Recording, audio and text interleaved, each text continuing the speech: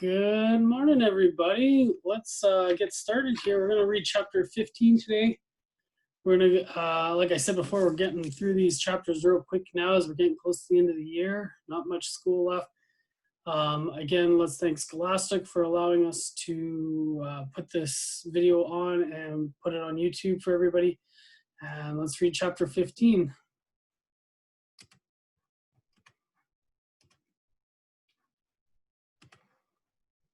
Chapter 15. Something he shouldn't have done. For several weeks, the rain was on and off and on and off, and Bruno and Schmel did not see as much of each other as they would have liked. When they did meet, Bruno found that he was starting to worry about his friend because he seemed to be getting even thinner by the day, and his face was growing more and more gray.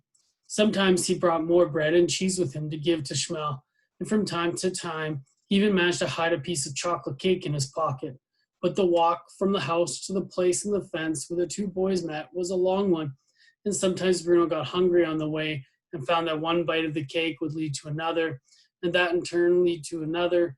And by the time there was only one mouthful left, he knew it would be wrong to give that to Schmel because it would only tease his appetite and not satisfy it. Father's birthday was coming up soon, and although he said he didn't want a fuss, Mother arranged a party for all the officers serving it out with, and a great fuss was made to prepare for it. Every time she sat down to make more plans for the party, Lieutenant Cotler was there beside her to help. And between them, they seemed to make more lists than could ever possibly be needed. Bruno decided to make a list of his own, a list of all the reasons why he didn't like Lieutenant Cotler. There was the fact that he never smiled and always looked as if he was trying to find somebody to cut out of his will. On the rare occasion when he spoke to Bruno, he addressed him as little man, which was just plain nasty because his mother pointed out he just hadn't had his growth spurt yet. Not to mention the fact that he was always in the living room with Mother making jokes with her. And Mother laughed at his jokes more than she laughed at Father's. Once, when Bruno was watching the camp from his bedroom window, he saw a dog approach the fence, start barking loudly. And when Lieutenant Cotler heard it, he marched right over to the dog and shot it. Then there was all that nonsense the girl came out whenever he was around. And Bruno still hadn't forgotten that evening with Pavel, the waiter who was really a doctor, and how angry the young lieutenant had been. Also, whenever Father was called away to Berlin on an overnight trip, the lieutenant hung around the house as if he were in charge. He would be there when Bruno was going to bed and be back again in the morning before he even woke up. There were a lot more reasons why Bruno didn't like Lieutenant Cotler, but these were the first things that he came to his mind. On the afternoon before the birthday party, Bruno was in his room with the door open when he heard Lieutenant Cotler arriving at the house and speaking to someone, although he couldn't hear anyone answering back. A few minutes later, as he was coming downstairs, he heard Mother giving instructions about what needed to be done, and Lieutenant Cotler saying, "Don't worry, this one knows which side his bread is buttered on," and then laughing in a nasty way. Bruno walked towards the living room with a new book Father had given him called Treasure Island, intending to sit in there for an hour or two while he read it. But as he walked through the hallway, he ran into Lieutenant Cotler, who was just leaving the kitchen. "Hello, little man," the soldier said, sneering at him as usual. "Hello," said Bruno, frowning. "What are you up to, then?" Bruno stared at him and started thinking of even more reasons to dislike him. "I'm going in there to read my book," he said, pointing towards the living room. Without a word, Cotler whipped the book out of Bruno's hands and started to flick through it. "Treasure Island," he said. "What's it about, then?" "Well, there's an island," said Bruno slowly, to make sure that the soldier could keep up, "and there's treasure on it." "I could have guessed that," said Cotler, looking at him as if there were things he would do to the boy if he were a son of his and not the son of the commandant. "Tell me something I don't know about it." "There's a pirate in it," said Bruno, "called Long John Silver, and a boy called Jim Hawkins." "An English boy?" asked Cotler. "Yes," said Bruno. Grunted Cotler. Bruno stared at him and wondered how long it would be before he gave back his book. He didn't seem particularly interested in it, but when Bruno reached for it, he pulled it away. "Sorry," he said, holding it out again. And when Bruno reached for it, he pulled it away for the second time. "Oh, I'm so sorry," he repeated. And he held it out once more, and this time Bruno swiped it out of his hand quicker than he could pull it away. "Aren't you quick?" muttered Lieutenant Cotler between his teeth.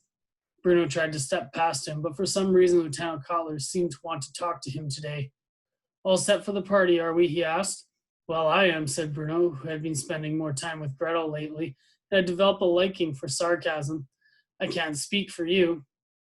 There'll be a lot of people here, said Lieutenant Cotler, breathing in heavy and looking around as if this were his house and not Bruno's. We'll be on our best behavior, won't we? Well, I'll be, said Bruno. I can't speak for you. You've a lot to say for such a little man, said Lieutenant Cotler. Bruno narrowed his eyes and wished he were taller, stronger, and 8 years older. A ball of anger exploded inside him and made him wish that he had the courage to say exactly what he wanted to say. It was one thing, he decided, to be told what to do by mother and father. That was perfectly reasonable and to be expected. But it was another thing entirely to be told what to do by someone else, even by someone with a fancy title like lieutenant. Oh, Kurt, precious, you're still here, said mother, stepping out of the kitchen and coming towards them. I have a little free time now if... Oh, she said, noticing Bruno standing there. Bruno, what are you doing here? I was going into the living room to read my book, said Bruno. Or I was trying to, at least. Well, run along into the kitchen for a moment, she said. I need a private word with Lieutenant Cotler. And they stepped into the living room together as Lieutenant Cotler closed the doors in Bruno's face. Seething with anger, Bruno went into the kitchen and got the biggest surprise of his life. There, sitting at the table, a long way away from the other side of the fence, was Schmel. Bruno could barely believe his eyes. Schmel, he said, what are you doing here? Schmel looked up, and his terrified face broke into a broad smile when he saw his friend standing there. Bruno, he said.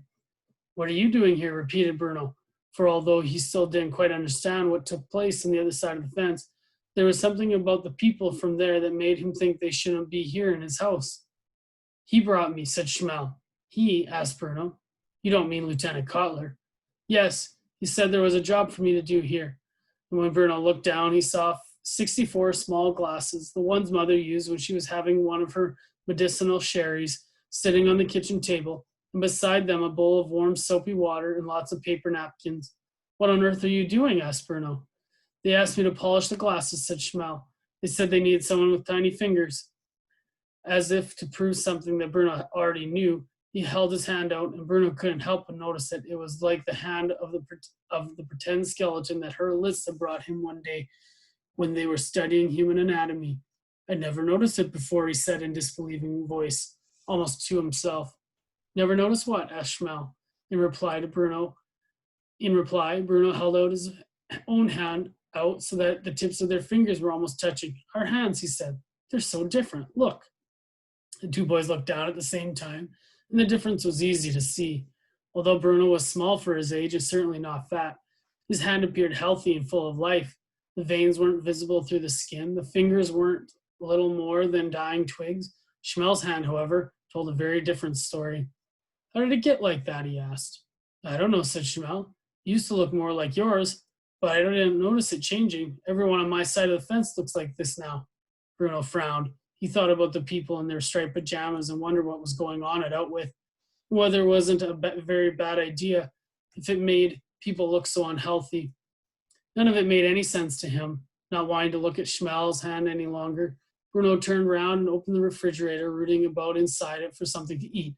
There was half a stuffed chicken left over from lunchtime, and Bruno's eyes sparkled in delight, for there were very few things in life that he enjoyed more than cold chicken with sage and onion stuffing. He took a knife from the drawer and cut himself a few healthy slices and coated them with the stuffing before turning back to his friend. Very glad you're here, he said, speaking with his mouth full. If only you didn't have to polish these glasses, I could show you my room. He told me not to move from this seat, or there'd be trouble. I wouldn't mind him, said Bruno, trying to sound braver than he really was. This isn't his house, it's mine. And when Father's away, I'm in charge. Can you believe he's never even read Treasure Island?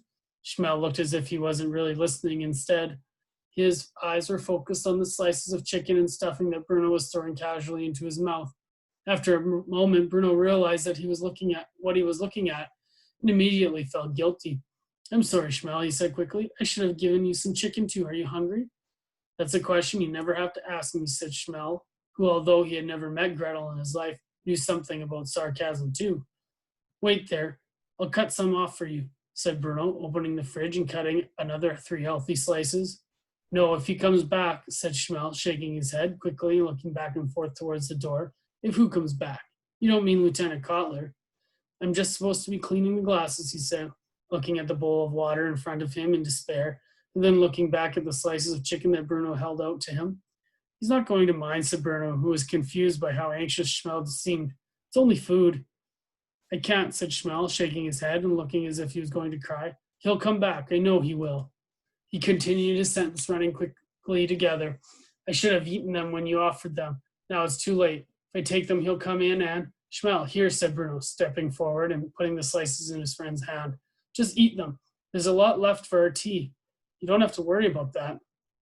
The boy stared at the food in his hand for a moment and then looked up at Bruno with wide and grateful but terrified eyes.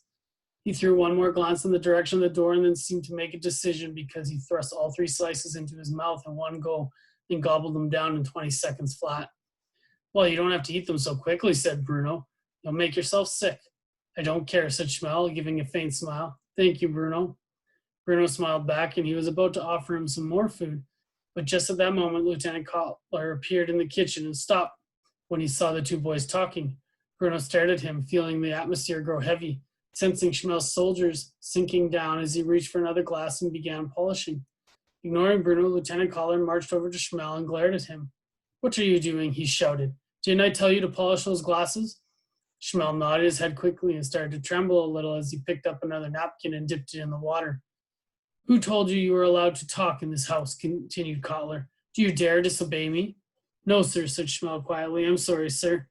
He looked up at Lieutenant Cutler, who frowned, leaning forward slightly and tilting his head as he examined the boy's face.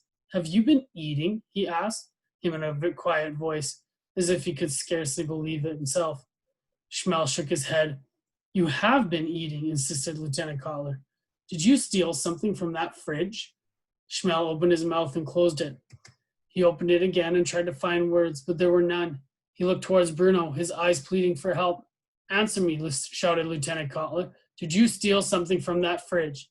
No, sir, he gave it to me, said Schmel, tears welling up in his eyes as he threw a sideways glance at Bruno. He's my friend, he added. Began Lieutenant Cutler, looking across at Bruno in confusion. He hesitated. What do you mean he's your friend? He asked. Do you know this boy, Bruno? Bruno's mouth dropped open, and he tried to remember the way you used your mouth if you wanted to say the word yes. He'd never seen anyone look so terrified as Schmel did at the moment, and he wanted to say the right thing to make things better, but then he realized that he couldn't because he was feeling just as terrified himself. Do you know this boy? Repeated Cutler in a louder voice.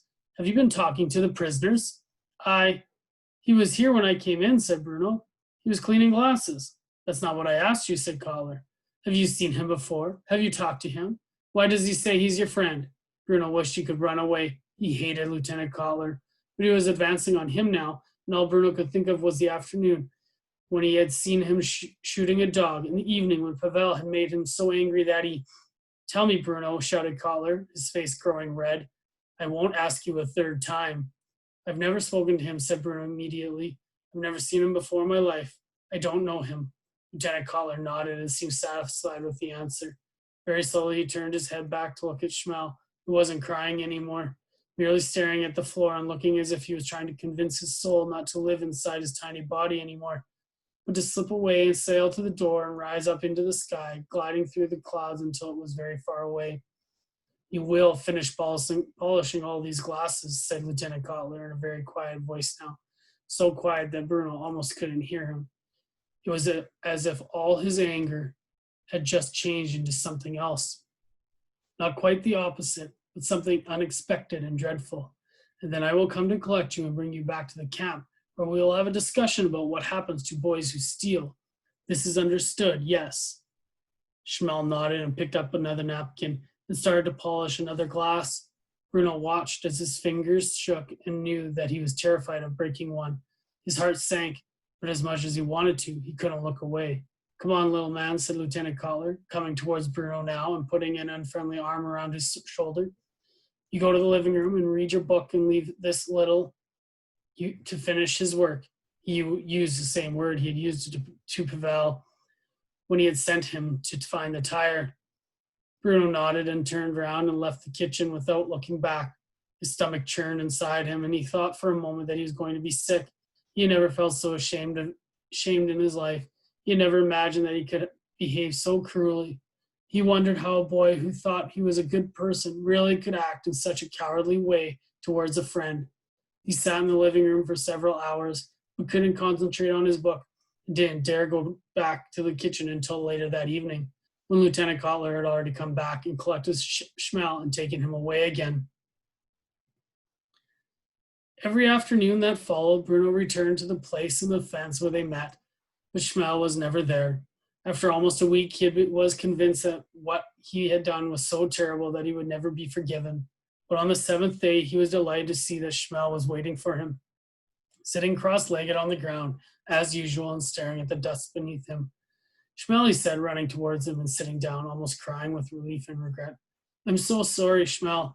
I don't know why I did it. Say you'll forgive me. It's all right, said Schmel, looking up at him now. There was a lot of bruising on his face, and Bruno grimaced, and for a moment he forgot about his apology. What happened to you? He asked, and then didn't wait for an answer. Was it your bicycle? Because that happened to me back in Berlin a couple of years ago. I fell off when I was going too fast and was black and blue for weeks. Does it hurt?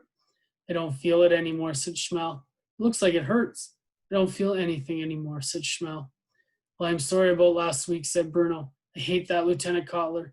He thinks he's in charge, but he isn't. He hesitated for a moment, not wanting to get sidetracked. He felt that he should say it one last time and really mean it. I'm very sorry, Schmel, he said in a clear voice. I can't believe I didn't tell him the truth.